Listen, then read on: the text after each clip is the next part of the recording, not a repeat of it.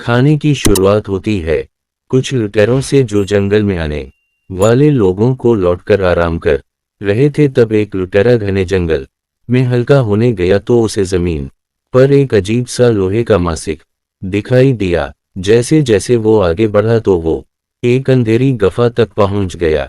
फिर वो गिफत में घुसा तो अचानक जमीन जोर जोर से हिलने लगी और वो वहीं जमीन में धंसकर मारा गया। इसके बाद हम फोरा नाम के एक अमीर ज़्यादा को देखते जो अपनी टीम के साथ इंडोनेशिया के ओना ओना जंगल में मौजूद जापानी मिलिट्री बंकर पर रिसर्च करने आया था। ये बंकर दूसरे विश्व युद्ध के समय का था। उसके साथ इसकी गर्लफ्रेंड सोलंग और रे नाम की एक साइंटिस्ट भी थी। साथ ही उनकी रिक्शा के लिए उनके साथ कुछ फौजी भी आए थे।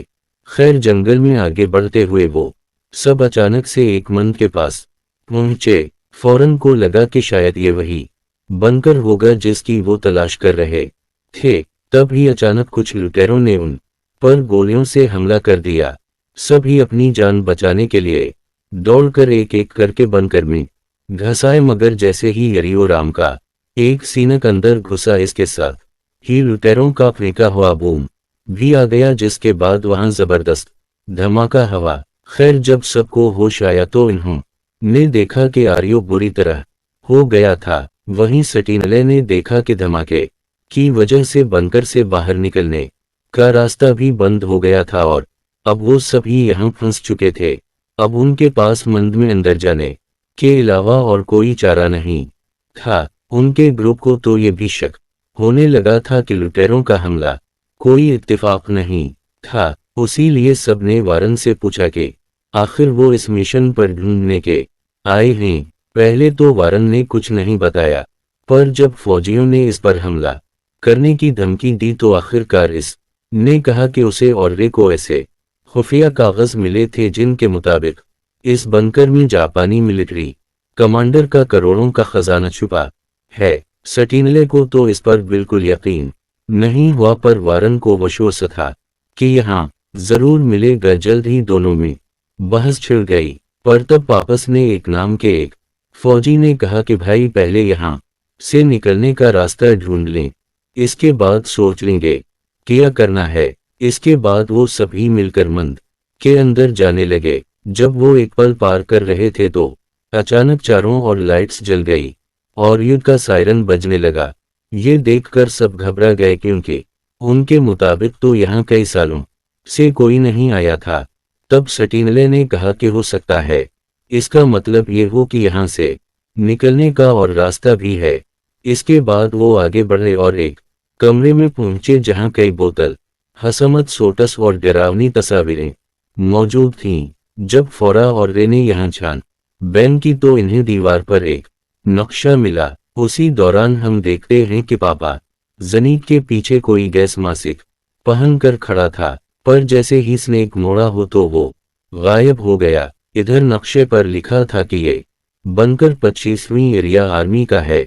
इससे वारन को यकीन हो गया कि ये वही बंकर है जहां जापानी कमांडर ने वो खजाना छुपाया था। तबरीन ने सबको बताया कि कहा जाता था कि जापानी फौज की यूनिट 731 यहाँ पर दुश्मन फौजियों को बंदी बनाकर उन पर एक्सपेरिमेंट्स करती थी। ये सुनकर बाकी सबको बहुत गुस्सा आया क्योंकि वारन इन्हें इस भूत या सी अजीब सी जगह पे बना किसी चेतावनी के लिए आया था और फौरन कहने लगा कि वो भी इसके बारे में कुछ नहीं जानता था। इसके बाद फौजियों के कैप्टन परावा ने कहा कि कुछ लोगों को आगे बढ़कर यहाँ से बाहर निकलने का रास्ता ढूंढना चाहिए और कुछ को यहाँ जख्मी आ रही हो के साथ रोकना चाहिए। तब वारन और सोलंग जबरदस्ती कैप्टन के साथ आगे चले गए क्योंकि वो खजाना ढूंढना चाहते थे। इसके बाद कैप्टन परासनिक वारन और सोलंग रास्ता ढूंढने निकल पड़े, लेकिन साइंटिस्ट रेरेओ और बाकी फौजियों के साथ वहीं रुक गई। कुछ समय बाद कप्तान और उसके साथ ही एक कमरे में पहुंचे जहां कई पिंजरे मौजूद थे।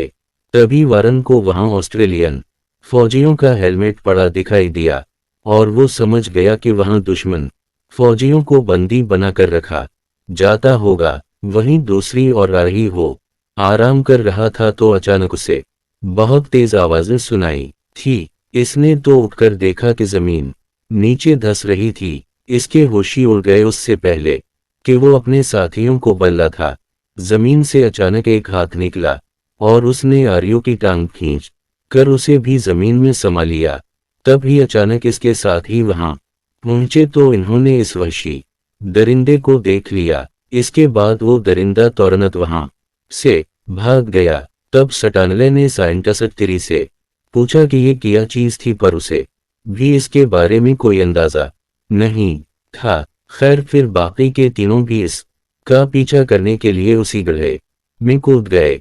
पर कुछ देर चलने के बाद री ने दिल दहला देने वाला मंजर देखा। आईयू की लाश जमीन पर पड़ी थी। किसी ने इसका कुला काट कर आंखें निचली थी। फनली ने जैसे तैसे री को शांत किया और आगे बढ़ते रहने को कहा। अगर जैसे ही वो आगे बढ़े तो अचानक गैस पहने हुए एक आदमी ने उन पर हमला कर दिया।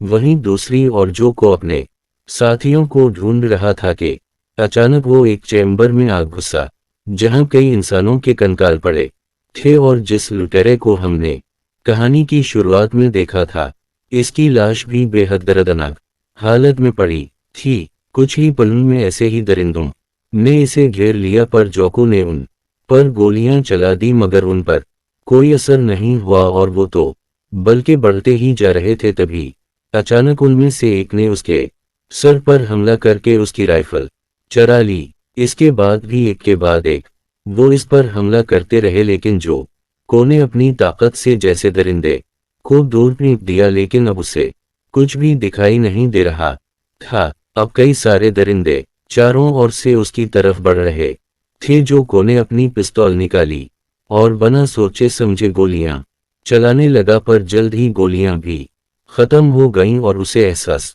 हो गया कि उसका खेल खत्म हो चुका है। वहीं दूसरी ओर कप्तान करावा की टीम एक कमरे में पहुंची जहां इन्हें कुछ मेडिकल नोटिस मिले जिन पर लिखा था कि यहां कैदियों के साथ कैसे कैसे भयानक एक्सपेरिमेंट्स किए जाते थे। तभी इन्हें अपने एक साथी के चलाने की आवाज आई। वो तो उसे बचाने के लिए दौड़े, पर अचानक इस कमरे का दरवाजा अपने आप बंद हो गया और वो सभी अंदर ही फंस गए। इधर री और सटानले को गैस मास्क पहने हुए इस आदमी ने बंदी बना लिया। असल में वो एक जापानी फौजी था।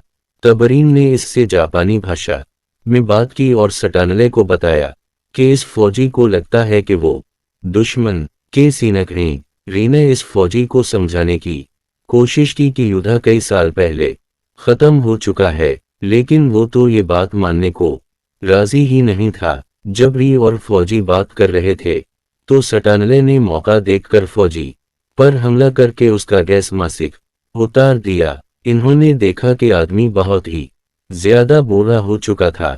खैर फिर री ने उसे अपने टैबलेट पर वो वीडियो दिखाई जब 1945 में जापानी फौज ने हार मान ली थी। ये देखकर वो फौजी बहुत ज्यादा परेशान हो गया और जापानी झंडा लपेटे हुए एक आदमी के सामने सर झुकाने लगा। वहीं दूसरी ओर जब कप्तान और वारन कमरे में बंद और वारन के कंधे पर एक हड्डी दे मारी, कैप्टन रावा ने इस पर गोली भी चलाई, पर इससे कोई फर्क नहीं पड़ा, बल्कि अब वो दरिंदा कप्तान के पीछे पड़ गया। वो कप्तान का काम तमाम करने ही वाला था कि पीछे से सरगंट स्नेक ने लोहे की रूद उठाई और इस दरिंदे के सर के आर पार कर दी।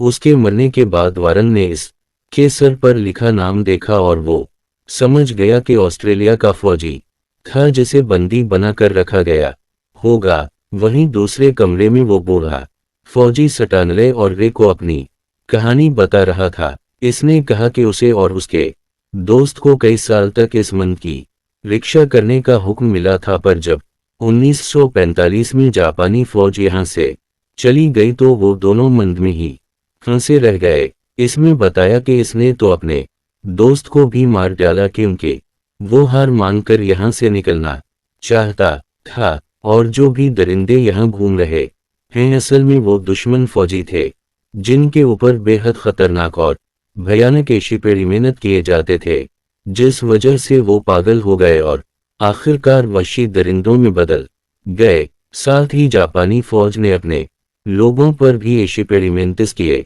ताकि इन्हें हमेशा के लिए जवान बनाकर रखा जा सके। उसके लिए इन्होंने खास तरह के इंजेक्शन बनाकर बहुत सारे फौजी को दिए। उसी इंजेक्शन की वजह से वो आज तक जिंदा है। इधर कैप्टन राव और इसके साथ ही छानबीन में जते थे कि कुछ समय बाद वारन को एक सरनज मिली जिसमें एक सुनहरा सा लेकोड़ा हवा था। इसने हिसाब लगाया कि ये वही इंजेक्शन होगा जिससे जापानी फौज अमर होना चाहती थी। तब उसे एहसास हवा कि शायद ये निशाना था जिसके पीछे वो यहाँ तक आ पहुंचा था। इधर कैप्टन और स्नेक बाहर निकलने का दरवाजा तोड़ने की कोशिश कर रहे थे। इधर वारन ने सोलंग को बताया कि लिक्विड के अंदर सोना मिलाकर उसे सुनहरा बनाया गया है क्योंकि ये अमृत से कम नहीं था। तब सोलिंग ने कहा कि इन्हें ये सरनज अपने साथ ले जाने चाहिए। फिर वारन ने वो सरनज सोलंग को देकर उसे संभाल कर रखने को कहा। मगर वहां तो एक मूर्ति थी और बहुत सारे दरिंदे सामुराई सोटस पहनकर तैयार खड़े थे। अचानक वो गार्डर्स जिंदा हो गए और कैप्टन और स्नेक की ओर पड़ने लगे। कैप्टन और सुने ने उन पर गोलियां, लेकिन इसका गार्डर्स पर कोई असर नहीं हुआ। वो समझ गए कि यहाँ बहुत ज्यादा खतरा है। उसीलिए कैप्टन ने वारन और सोलंग को बाहर जाने को कहा, मगर इससे सभी गार्डर्स ने इस पर हमला बोल दिया और वो वही मारा गया।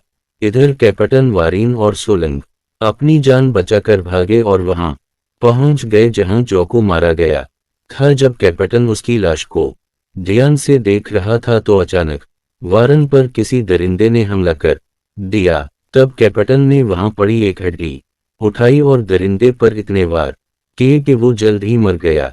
इसके बाद वो सब सोवियत सिस्टम के रास्ते आगे बढ़े और आखिरकार इस कमरे में पहुंच गए जहां स्टैंडलरे और वो बूढ़ा आदमी मौजूद थे। इधर वारन काफी ज्यादा जख्मी हो चुका था तो इसकी जान बचाने के लिए सोलंग ने उसे वही सुनहरे लिक्विड वाला इंजेक्शन दे दिया।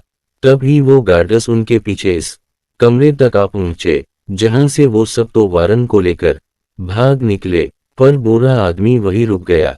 इसने गार्डर्स के सामने अपना सर झुका लिया और इन्होंने बड़ी ही बेरहमी से उसे मार डाला। इसके बाद दरिंदों ने कप्तान और स्टैनले पर हमला कर दिया तो सोलंग वारन को लेकर दरवाजे से निकलने की कोशिश करने लगी। इधर दरिंदों का सामना करने में री ने कैप्टन और स्टैनले की मदद की। इतने में ही गार्डर्स वहां पहुंचे तो कैप्टन ने री और स्टैनले को वहां से भाग जाने को कहा।